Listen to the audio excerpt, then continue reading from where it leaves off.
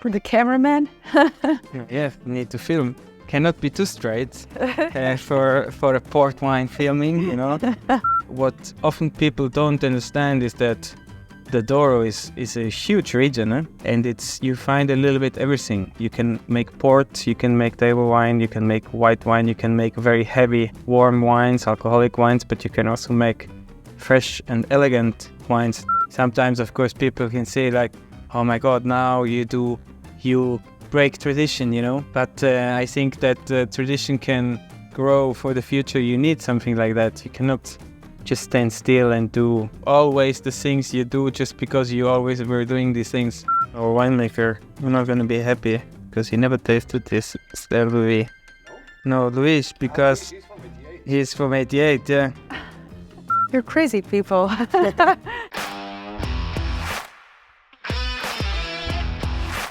Hi everybody, this is Agnes from No Sediment and welcome to No Sediment Wine Podcast. Today I am in Vila Nova de Gaia in Portugal, and my guest is the head winemaker of Niepoort, Daniel Niepoort. Hi. Hello. Hi, how are you? Very good. Nice Thanks, to hear that. that we or I can be part of this. Well, thank you for agreeing to do this interview in this absolutely amazing setting. I mean, this is magical. Thank you. My pleasure. But I'm saying that this is a magical place, but we don't know where we are. So maybe you can tell us a bit more where we are and maybe also a bit more about Niepoort. Yeah, I can do that. So, hello, I'm Daniel. So we are here in Vila Nova de Gaia, what is just on the other side of the Douro River in Portugal.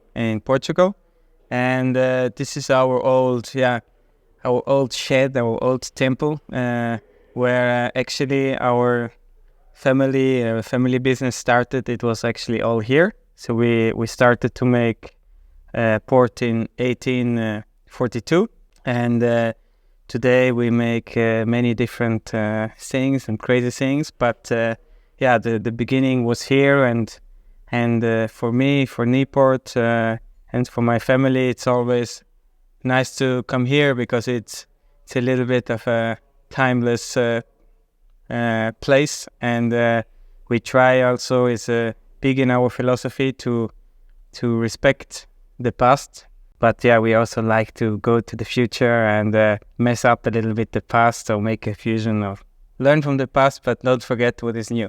Yeah, I actually will want to know a bit more about that. But so can you also tell a bit about yourself and your role in the company? Yeah, so I'm actually quite new in the company here. I'm 4 years now at Niepoort, working with my family, my father, the team, and before I was in Germany making wine. My heart is mostly in viticulture. Yet you are a winemaker.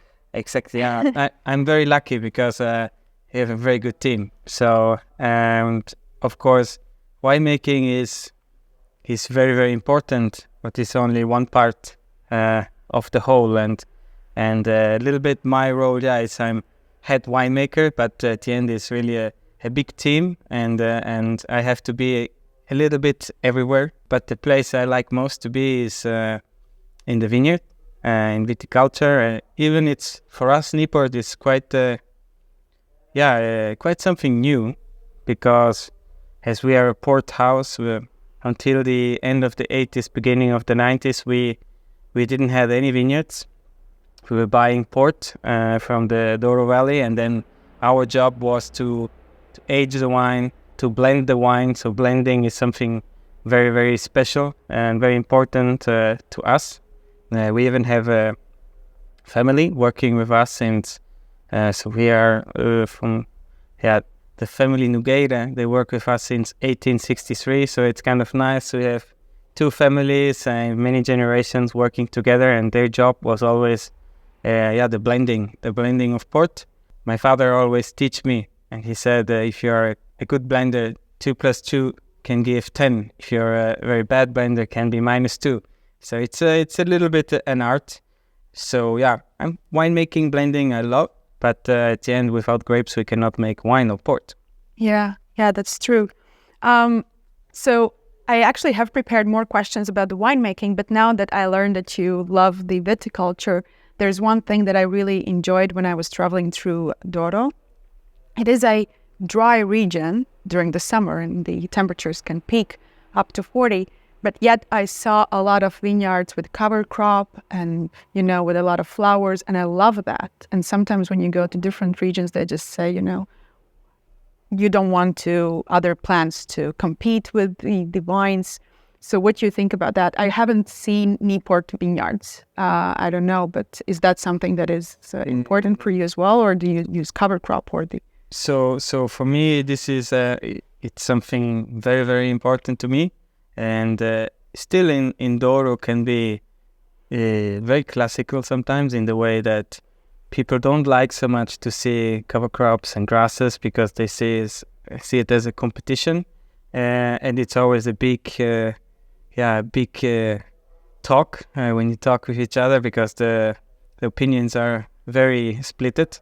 But I am definitely on the opinion that we need to create life in soil, and that means we need to have plants and animals, and we need to really bring bacteria and fungus into the soil.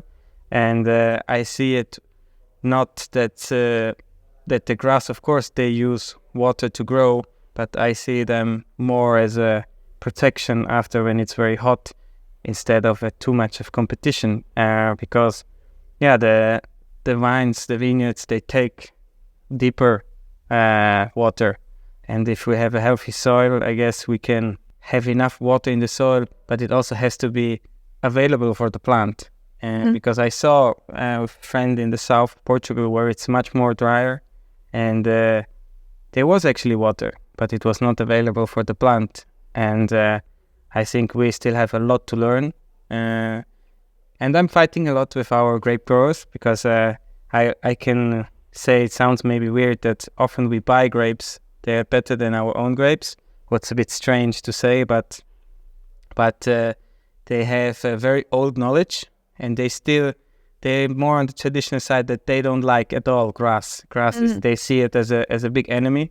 But I think for us, for Niepoort, I put it a little bit as a mission for us to be a very good example. But first we have to put our vineyards in very good shape, that grape growers come and see, maybe they really understand something of growing. Because these old people, I call them often old, because when you look at our grape growers where we buy grapes, they're often more than 60 years, 70 years old, and they know a lot about, it's really an old knowledge. It's not the knowledge what you necessarily learn in school. Of course, not everything what they do and what they know I would agree with, but there's a lot of things I think we can learn from them, and they can also learn from us. And I guess this would be one thing. Yeah. With the grass is not your enemy. Yeah. So is there any other novelties that you have introduced in the vineyards or tried to introduce beside the cover crops? So I think it's nice to have to try to work a little bit against monoculture. Like if you see old vineyards, they are never actually planted only vineyard. They are always like olive trees or almond trees or some kind of trees. So I think we have to bring back some trees, plant trees, and this is what we starting to do, planting trees and find a way that we can combine old knowledge with handwork, but also use tractors and newer machines. But often I see what we build today, everything around a tractor or a trailer system, and I think the tractors are a big help, and it's important that we have them, but cannot be the center of your decision making. Douro Valley and the port wine itself is probably one of the most historic or historically packed wine style or category. And often you read in the books or, the production, it sounds very romantic. There's field blends only, then there's foot treading, music playing. So how is the winemaking changed right now? What is happening now here? So it's also a little bit like Niepoort changed. So I spoke a little bit back in the days we didn't have vineyards and we were only making port until the end of the 80s, beginning of the 90s. And a little bit then also Douro changed, that there is now a lot of, so in Portuguese we call it table wine, and probably in English you cannot, but it's like normal wine, unfortified wine. This is actually something very new. It's only 30 years old, and that changed a lot. And of course, the Douro became much more, I guess, how can you say, mechanized in a way. So there's much more, we call them patamars, terraces. There's more tractors. There's also more plantations. There is more plantations that they are not anymore planted in the field blend. They are planted single varieties. What I, on one side, I like. I think it's interesting. You can analyze certain varieties what we have, but at the bottom of my heart and our wines, and especially also for port, I think the field blend is something truly amazing. And it's not something what necessarily in school they teach you, because it's something you cannot control 100%, because the true field blend, it doesn't mean that you have 2 rows of this grape and then another 2 of that grape. It's really mixed up, and you pick everything at the same time. So you're gonna have one variety, it's very unripe, the other one is riper, and the other one is perfect, and you need a little bit more experience, feeling and tasting to make the right decision when to pick.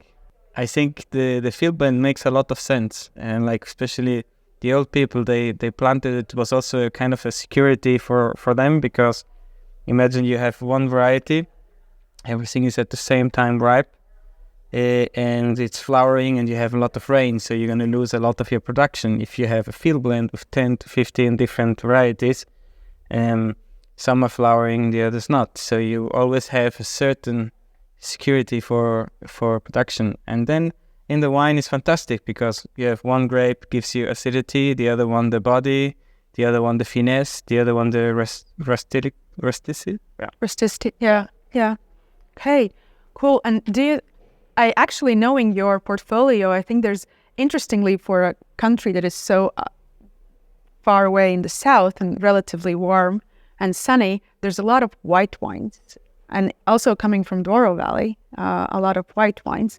Is that something that you just naturally, as a company, gravitated to, or it's because Douro is usually known for their reds? It's really funny you say that. Is often people come. Maybe I'm wrong. No, it's often people come from outside, and then there's white wine here, and Actually, for us, it's almost it's a lot of big part of the production for the normal wines is white. And I think it's not something new, because we work for white wines with the wine we had for lunch, the last white wine. It was vineyards, they're more than 100 years old. So it's not like that we came to the glorious idea to plant some white wine grapes and we make white wine. It was there. And what often people don't understand is that the Douro is a huge region. Eh? It's like 45,000 hectares or around that, don't quote me. And you find a little bit everything. You can make port, you can make table wine, you can make white wine, you can make very heavy, warm wines, alcoholic wines, but you can also make fresh and elegant wines. That's why when my father started to make red wine in the Douro, my grandfather, he was not 100% happy with that in the beginning, because he was like, why you want to do that? We are a port wine house, and now you want to make some, with the good grapes of port, you want to make something so shitty like a red wine, And my father was like, no, but it's not all vineyards are great for making port. It's very different. You can find fresher areas, north face vineyards, higher vineyards. They're much better to make a table wine than actually a port wine. Yeah, so it's interesting. Yeah, it is. But if we move back to port wine and again talking about grapes, there's so many categories on port. Of course we can talk about the simple one, the ruby versus tawny. But is there specific grape varieties that you would maybe use for tawny and more specific grape varieties you would use for ruby, or always there are specific vineyards you would reserve for vintage ports? I don't know. I'm just... So we don't really do that. You can do that if you want, like often for vintage port, you would like to choose more varieties with a deeper color. But as we try to make wine, and even for port, even we look at the color, it's not because of the color we make the decision. So the category is actually in port. If you see this Colheita from 2003, it has this brown color. It's not because of special grape varieties, it's much more because of the aging. So in our case, we produce actually almost everything the same way. We do it as it would be a vintage port. We stump them, not 100% with the feet, just because it's a lot of work and very labor intensive, but much more than 50% we do with the feet. And impressive. Yeah, and we do with the stems, and we stamp it in the lagar, and then for more simple quality we have some machines, but really simple machines only. That's sometimes a little bit a problem for us, because when we want to make a young Colheita, we cannot do it because the color, it doesn't really look like a Colheita because it's still a lot of color, so we need to wait. Mm-hmm. For me, it's something of the most beautiful thing we have in the port world is that we can actually show people that it's a timeless wine in a way. But of course, for us, in terms of space and money, financial people don't like to make port because it's takes a lot of time, needs a lot of space, and every year we have evaporation, so we lose actually, wine. You mentioned evaporation, so there was this discussion a while ago because all the port used to be aged in Vila Nova de Gaia, and now some are starting to age them in the Douro Valley. Are you 100% aging all your ports here, or do you experiment with something up in the Douro? We can say that we age almost 100% here. Just a really small amount we age in the Douro to see. But it's today is very different actually where you age, because the reason why the port wine houses came here is because here naturally the humidity, the temperature is much cooler and much more stable and more humid than in Douro. But today, if you have a modern cellar, it can be actually better condition, whatever that means, cooler conditions in a perfect climatized cellar in Douro than here. But we like to age here. We did it for the last 180, 200 years. So we want to continue that, and I think it's special. You know, it's not only the temperature and the humidity; it's also the place. I do believe in these things. The smell and everything. It belongs for us. It for sure. It makes also part of our style, in a way. Of course, I agree. And then the kind of elephant in the room, the Aguardente, which I want to talk. I know that for a while it was a monopoly, that you had to buy the spirit from state, and apparently it was not the best quality. I don't know. But is that something that you also pay attention now that you can choose where to buy from, or it's just you go as... So we have a guy called Nick Delafors. He works with us exactly 21 years now. And he makes the ports together, but he's mainly responsible to do that. And we also choose, of course, the right Aguardente. So we have 3-4 different qualities, because there is huge differences of price and quality. And it's actually nice that you ask, because not so many people value or don't think about it. But it's actually 1/4, 1/4, 1/5 of the port, it's Aguardente. And we like to lose time. I would love to lose much more time, because I know that I don't know enough and I would like to know more. But what we always like to choose is something neutral as possible. If you ask the proper correct way, if you ask my father, also goes for most neutral and possible, but always also with a little bit of character. And it's very interesting to taste these different types. And I have a friend, he works for tailors, it's David Guimarães, and he is really call it positively a freak of Aguardente. For different port styles, he has different Aguardentes, and he keeps them and he ages them to understand how they age, how they become, and he makes even sometimes Aguardente blends to to use it for another port. So it's super fascinating. But we also so far we just stick to the ones we taste, and we are very very happy with the quality.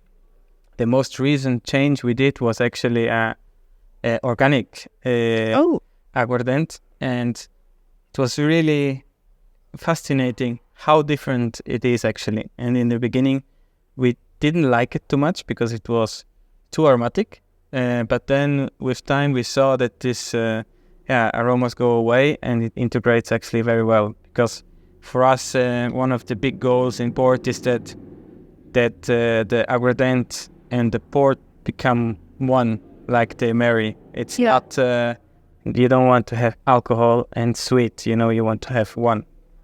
And, that's very interesting. I don't think that people talk enough about it. But at what point during the Aguardente is usually added? Is it so you do the foot treading and then the extraction, and then is it port fifth? So it's a calculation, and it just depends sometimes really on hours, because can ferment very fast, and then it's too dry, or you stop too early, it's too sweet. And then there's different ways of doing. So you can add the brandy or the Aguardente directly to the skins.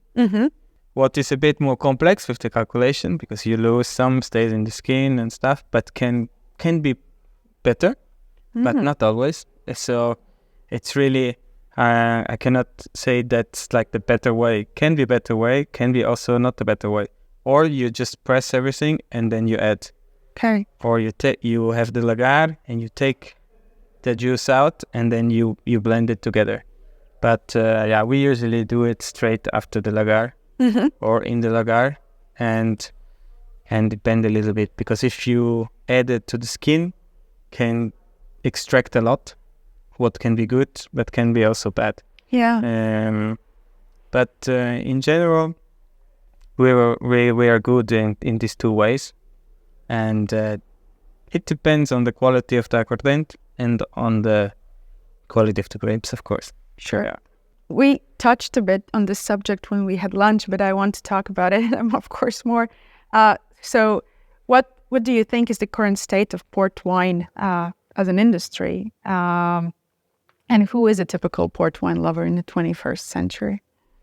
Yeah, we had lunch with some Danish people, and the Danish people, they are really, I think I don't know other country who love so much port. And it's kind of strange, because of course you would think the English, and the English, they do love port, but yeah, port it's I guess it's a little difficult category of wine, fortified, in our world, where we're actually looking for lower alcohol, no sugar, less sugar, and all this healthy part. But I hope that it's not gonna go too much down. And I think we are good today because we have port, but we also have wine.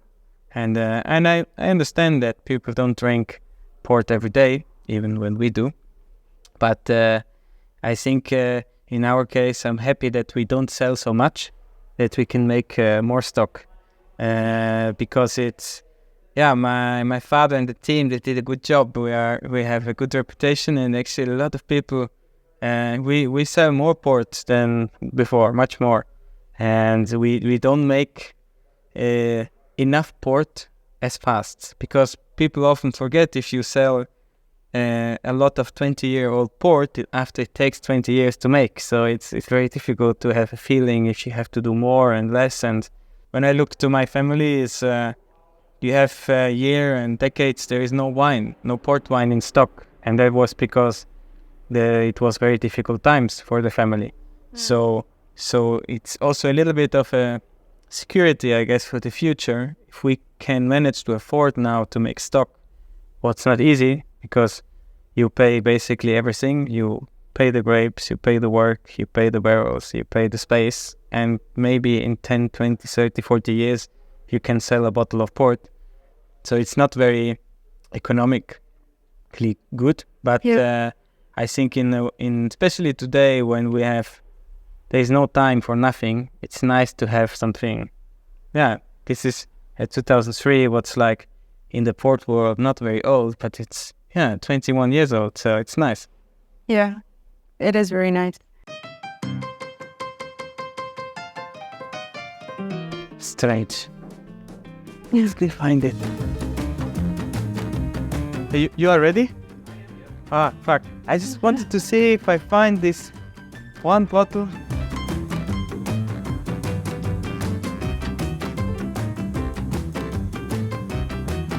Corkscrew has to go all the way through the cork. Like, so if there's in the middle, then it can break. Our winemaker, we're not going to be happy because he never tasted this. No, Luis, because he's from 88, yeah.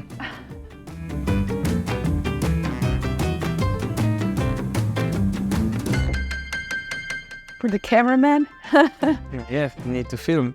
Cannot be too straight for a port wine filming, you know.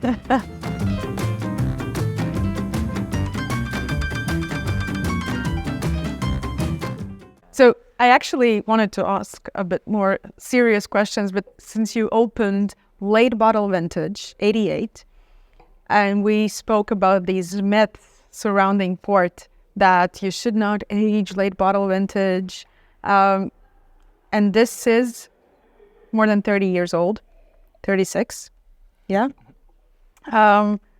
So, and it's been aged in the bottle. So what's up with that? Yeah, so we really do like, or let's say, we take LBV as serious as vintage. Probably yes, we can argue and say vintage, of course, is the king of the ports, but we make the LBVs with the idea that they age very well, and just to prove you that that we are not only talking bullshit, and that it's really good after many years. So it's a LBV, also unfiltered like the vintage port. It's just a little bit different blending, and vintage we bottle after 2 years, sometimes after 3 years, but generally after 2 years, and here's more after 4 or 5 years. You know, always right here. So this is bottled in the year I was born. Oh, so it's funny. Okay. Yeah. And we have some certain things. It's like with this Culieta 2003. It's bottled in 23, but I always say this another 10 years in bottle gonna be amazing. And we did open some old Culietas from us with a lot of bottle age, bottle sickness, and we are very happy with that. So general, because Culieta, when it ages for many years in the pipe, in the pipa, it's gets very impressive, very concentrated, very oxidative, very everything. But then the bottle comes and makes it fine again. It's not something what in the port trade that you would learn. Normally you would say Culieta is your bottle and it's ready to drink. And we disagree a little bit. We say like, yes, you can drink, but it doesn't mean that it's not getting better in bottle. Same, I guess, is going or is happening with the tawnies with age indication that we had over the lunch, the 20-year-old tawny, which was bottled in 70s? 73, yeah. 73. Yeah. That's an example of, in general, we like to make the things good. So it doesn't matter if it's a ruby, a tawny, or vintage. Of course, there are differences, but even our simple ruby, we like it. It's good. If we don't agree with the quality, we would not put our name on it, and so it's important to us. And then everything what we do, if it's port, wine, it's with an idea that it's going to age well. Others more, others less, but the main thing is time will things get better. So then I would guess that the important thing to remember about Niepoort especially is that if it is bottled, well, of course we want people to enjoy it and drink it, but it can age. Like, let's forget about the rules that you read in the books. I think so. Yeah, you tell me. I think it's very fruity. I would definitely not guess it is so old. It is very still with a lot of actually fresh fruit, not just dried or developed. But yeah, and 88 is it's not a particularly good year. Huh? If you ask anybody, saying there is not much 88. There is no vintage 88. I think so, and we don't have much, but I'm very happy that it's like that. Huh? And this is actually my father. Yeah, he just started. Then it was my father started in 87. Okay, yeah. Amazing. It's very fruity.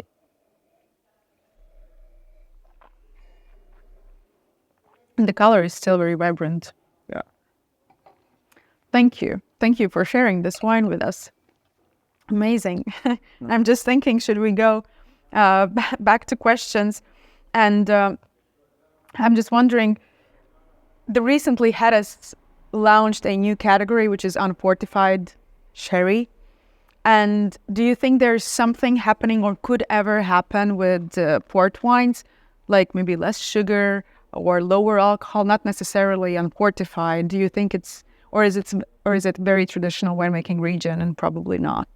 I think in the Douro in port it happened already because Douro was mostly only famous for fortified wine, but then people and my father, he did a lot in the beginning, started to bottle table wine unfortified. Yeah. And that's why I believe, of course, this happened, and it was very important for the region. I think if we would do everything, all the region would be port, it would be just maybe too much port. And we could see that in sherry. Actually, we make unfortified wine in sherry. My father started in 2008, and it's called Navazos. We make it together with Equipo Navazos, and it's really nice because it's something lighter, because you don't want to drink by yourself a bottle of port. I don't know when it's 40 degrees outside, but maybe an unfortified wine you can, white wine or a sherry, and I love sherry, fortified or unfortified, big fan, and I think that's only positive for the region, not negative. Mm-hmm. Sometimes, of course, people can say like, oh my God, now you break tradition, but I think that tradition can grow for the future. You need something like that. You cannot just stand still and do always the things you do just because you always were doing these things. Yeah. Yeah, it's interesting, it's the reason sometimes people, I understand when you look at our portfolio, either for port or for wine, we are in marketing terms of view and in logistics, we are a disaster. We have like way too many wines, way too many labels, and it's really complicated for our sales team, our production team, for space. There's a lot of negative points in that, even for the clients, like, oh, there's one more wine, Niepoort. What is that, huh? Or for imports, you want to start to work with us and say, well, you cannot really buy 100 different wines, no? But it's something we learn, we like to do, and it's very exciting. It's like you come to Portugal and you have such a small country and almost a little bit forgotten next to Spain and France and Italy, but we have so much wine, and it's so many great vineyards and great terroirs we have here in Portugal, and now we just need to kind of show that to the world, and it doesn't have to be always just like that, you know. I think we have to respect a lot traditions. I'm a big fan of traditions, but I think you cannot stay stuck in the tradition. I was listening your video with Gaia, and it was very nice because when I speak with my father, he learned a lot from her father, Angelo, and because of exactly that, don't be scared to change things, because you don't change things because you want to disrespect somebody. It's because you think. I think maybe Barbaresco has the value, no? And in Douro, it doesn't mean that we disrespect port just by showing the world that Douro is a great wine region for table wines. And like the people come and say, I didn't even know there is white wine in Douro. But there is white wine in Douro, and very, very good white wine in Douro. Amazing. And it's not like 14.5 or 15% alcohol, as we learned today. Yeah, it retains freshness as well, which is amazing. But talking about that portfolio of Niepoort, so you have a lot of outside of port, and how do you decide where to invest or which regions to work with? Is it something that you kind of feel more passionate about, or is it something you feel more comfortable, or you find partners, or how is it? My father did a lot of those things, and it always has to do with passion. It's like we started to make wine in Bairrada, and when my father told to our general manager that he wanted to start to make wine in Bairrada, this wine region, he looked at him and said, like, Dirk, why? Why in this region? This is, if now due to other producers like William and Filippa Pato and people like this, there is like a very positive view of Bairrada outside of Portugal. But if you ask Portuguese people, Bairrada is like not a very great wine region. But then my father always had a big passion for Bairrada because it's probably one of the best regions for terroir and for a grape called Bagger. So if we would have our little Barbaresco Piemonte in Portugal, would be Bairrada, and it's very challenging to make wine over there, but if you make it good, it's absolutely crazy.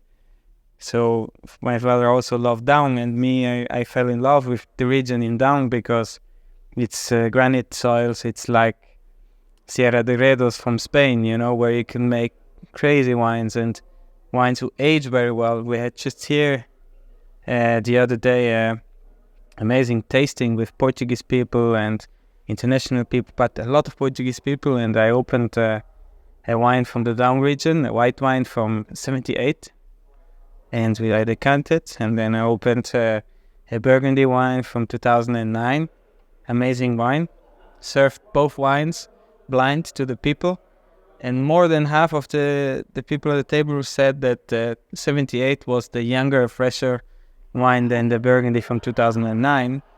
And the most shocking was that Portuguese people they couldn't believe that this is a Portuguese wine, you know, and this bottle was really amazing. And we are big lovers of Burgundy.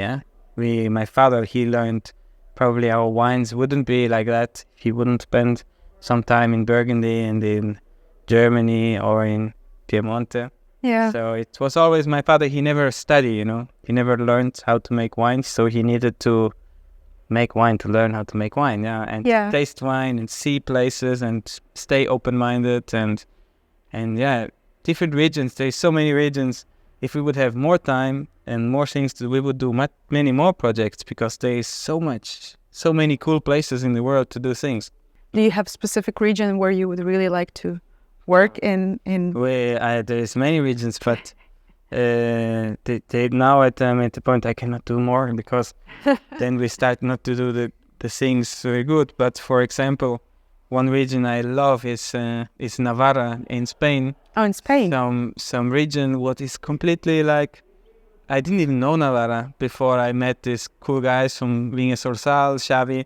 it's next to Rioja, you know. Rioja, everybody knows. And Navarra was just like, well, we know Navarra for rosé, but you go there and you see super old Grenache, Garnacha, bush wines, amazing potential. Or we love the Azores, you know. I love the islands. My dream was also, but then we didn't work out with a friend to make wines in Canarian Islands, Carmelo, and others. We make wine in Ribera Sacra with Guimarães, or in Navazos, and my father did wine in South Africa and in Austria, and I was like 5 years in Germany, and we still have our project over there. And Riesling, we really love Riesling. Oh, it's many things, like I say. Yeah. You're crazy people. And, or like other things, you know, like olive oil is very important, or we do kombucha. Yeah. It's nice to have also something non-alcoholic from time to time. Yeah. Of course. Yeah. Yes. We like it a lot. Yeah. And this is actually my last question, and I usually ask it to everyone. What is one wine myth you would like to debunk? We talked about some of the myths, but maybe you can come up with one more. Maybe one simple one, that you should drink port in room temperature. Okay. Shouldn't do that, because often we have people come to Portugal, you know, curious to come to Portugal, and then I hear about port and I want to taste a glass of port, and then they go to a restaurant or a coffee, and often the bottle of port is on top of the coffee machine, open for a long time, and outside is 30 degrees and it's just too warm. So I really would encourage that actually we should serve port cold, too cold if possible. And if it's too cold, then you wait a little bit and it gets warmer. Because if you serve too warm, it doesn't get colder. Yeah. It's very nice that you said that, because even in Latvia, where it's quite cold, port is usually served in the room temperature, and the room temperature is 20, 22. And I don't understand. I think it's nice when it's slightly chilled. Yeah, this is why I like to say, because also in the world, when you go sommelier school, a master wine school, you would not learn it. You should chill port, you know. Maybe the white port, but I think it's really, we always serve the port a little chilly. Now I didn't have time, but here it's really quite cold now, so it's nice. Yeah. Well, thank you very much. I have a small gift. I have to unpack it. Very nice. It is a small gift from the No Sediment team with the No Sediment logo. Thank you for spending your time with us, sharing your wines with us. That's amazing. Maybe you can make it a bit bigger, I hope. Thank you. And amazed for the amazing lunch we had. It's just epic. I'm just so blessed that you were here and I could catch you for an interview.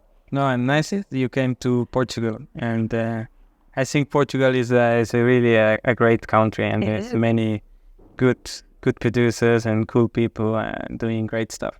We actually love it here. Nice. Portugal is one of my favorite countries. Like in the Douro Valley, I love it. Fantastic. Yeah. Cheers. Cheers.